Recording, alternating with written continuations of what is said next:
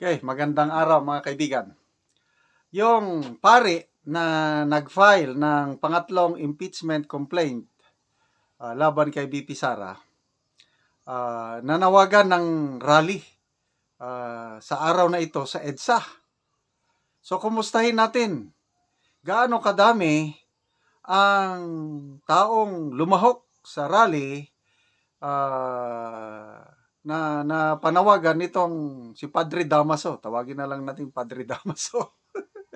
Mabuti na lang at may vlogger, si Wonders Philippines, kinover niya.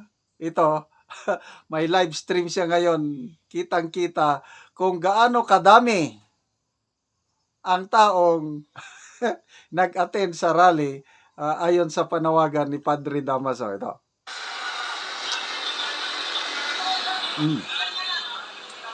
Hello mga kababayan, yung rally ng mga pare nilangaw dito.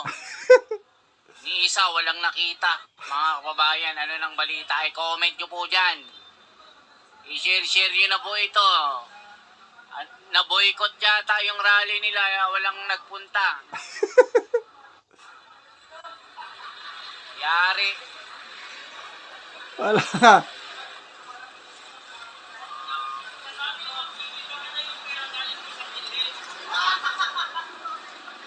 Oh, bakante talaga.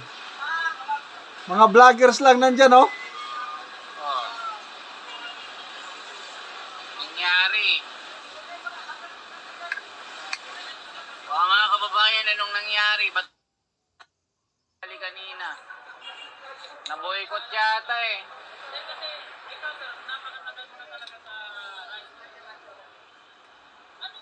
Makinig tayo dito sa kwentuhan nila.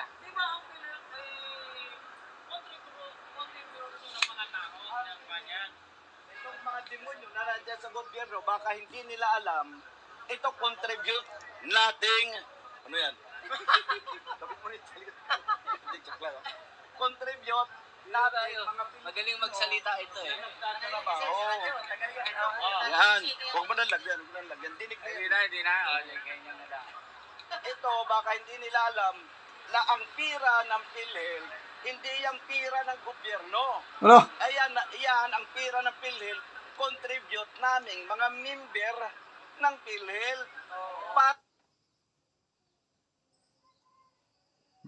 Putol.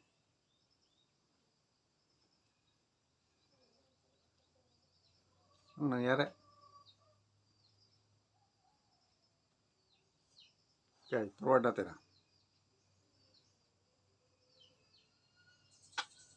Galing kay Tatay Dudong.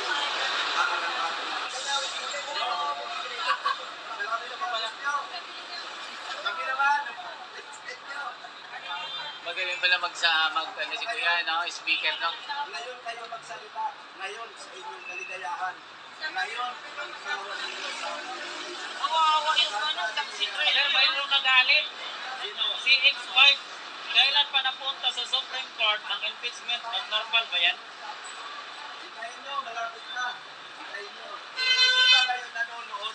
Huwag kayo maliit sa balita. Hindi na bahil pa sa mga bayarang nakatalis sa media. Ako medyo pera na. Tama tayo. Ano ako nakuha ng 50,000. Tama niya ako na sa Ano ka, Kuya? Kuya, ano ka? Ano ka ang station sa radyo? Okay, gobyerno pala. Wag na. Private lang yun. Galing na iiyak. Galing yung taxi driver. Galing abroad. Ngayon, ang hindi naman nalabang kay Lord ating Lord Marcos. Na-forward na. Magdadalawang linggo na natin dadalawang linggo.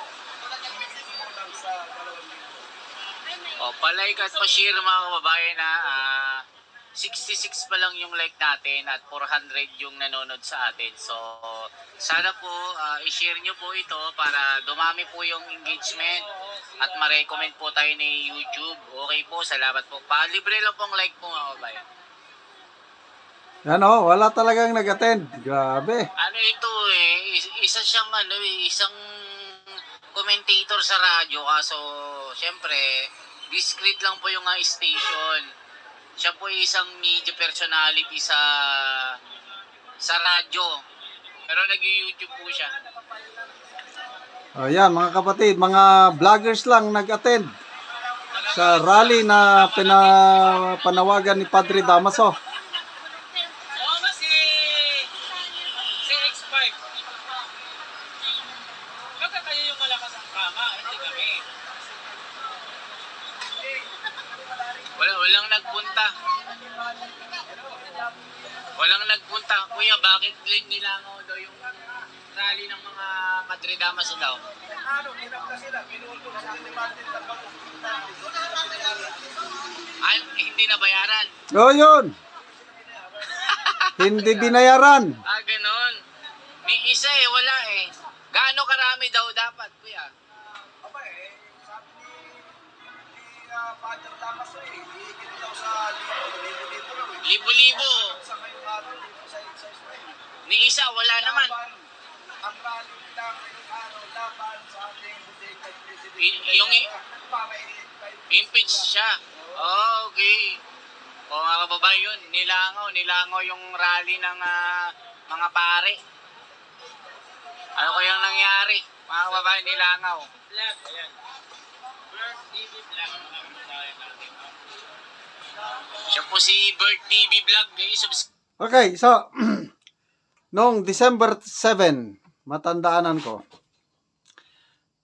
may panawagan na ang mga pro-BBM supporters mag-rally sa EDSA. Kasi naunang nagra-rally sa EDSA yung mga pro-Duterte. So padami ng padami ang mga DDS nagra-rally. Gustong i-counter ng pro-BBM. December 7. Anong nangyari? Ganyan din, nilangaw din, although may nag-attend din, mga ilan-ilan, mga hindi pa ata umabot ng 100 ang nag-attend sa pro-BBM rally dyan sa EDSA noong December 7. So, ito, makikita nyo kung gaano ka-epektibo ang kanilang ginagawa na pagpapail ng impeachment complaint. Nag-file kunuhay. O sige, file. Tapos, sabayan ng rally para ipakita na marami ang nagagalit na tao kay BP Sara. Ano ngayon? O di, sila ang napahiya. Kasi, sa social media ngayon, nakaka-saya, nakaka-exciting. Every time na may post ng mga mainstream media tungkol kay BP Sara, mga negative na bagay tungkol kay BP Sara. Nako, nakakatuwa magbasa ng mga comments. Halos 99% sa mga comments ay pro-Duterte at anti-administrasyon ng Marcos Jr.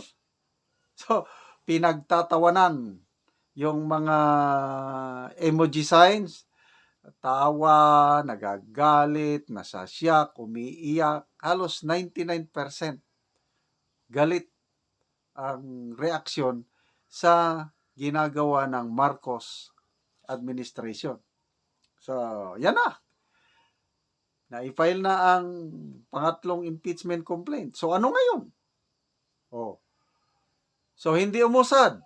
Nandyan pa rin sa opisina ng Secretary General ang mga impeachment complaint. Sa January 13 pa,